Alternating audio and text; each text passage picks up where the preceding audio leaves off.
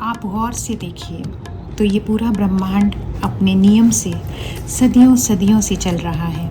एक निश्चित स्पीड से यूनिवर्स का विस्तार होता जा रहा है। एक निश्चित स्पीड से हर ग्रह अपनी ऑर्बिट में चक्कर लगा रहे हैं। आपके हृदय की धड़कनों में, आपकी सांस लेने में एक लय है जिससे कोई भी छेड़छाड़ नहीं की जा सकती। आग का एक नियम है, वो अपने पास आने वाली हर चीज़ को जला देती है। पानी का एक नियम है कि वो भिगो देता है। इन्हीं नियमों से बंधा है ये संसार, पर ये नियम कब और किसके लिए बदल दिए जाते हैं। थोड़ा साइंटिफिक तरीका है इसे समझने का कि आग को ईश्वर ने जलने और जलाने के लिए बनाया है। आग अपने ईश्वर की आज्ञा से बंधी है। वो किसी के साथ पक्षपात नहीं कर सकती कि ये मेरा प्यारा है तो इसे ना जलाऊं, ये दुष्ट है तो इसे जला दूं। वो वही करती है जिसके लिए वो बनी है, फिर सामने कोई भी हो।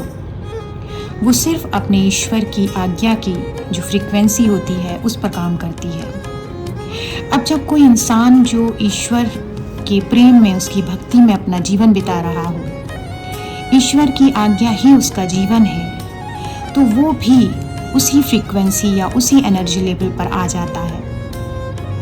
जब दोनों फ्रीक्वेंसी सेम हो जाती हैं तो वो एक दूसरे को नुकसान नहीं पहुंचाते। तब वो आग उस इंसान की आज्ञा से जलेगी भी और बुझेगी भी।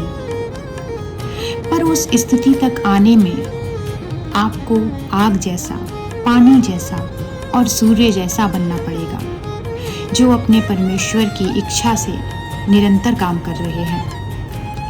सूर्य के लिए कोई हिंदू, मुस्लिम, स्त्री, पुरुष, कोई अच्छा बुरा नहीं है, कोई अपना पराया नहीं है। सूर्य की तेज गर्मी से कभी कभी आप परेशान हो जाते हैं, पर सूर्य अपनी गर्मी कम नहीं कर लेता। सर्दियों में जब वो निकल नहीं पाता तो वो निकलने के लिए किसी से लड़ाई नहीं करता। अपने परमात्मा के विश्वास में वो सिर्फ कर्म करता है जो उसे दिया गया है। उस कर्म के फल की चिंता वो नहीं करता। हम सबको भी कर्म दिए गए हैं। अपनी अंतरात्मा की आवाज़ सुनिए, वो बताएगी कि आपको सिर्फ उस परमात्मा की इबादत करनी है, उसकी राह पर चलना है। उसकी इबादत निरंतर चलती रहनी चाहिए।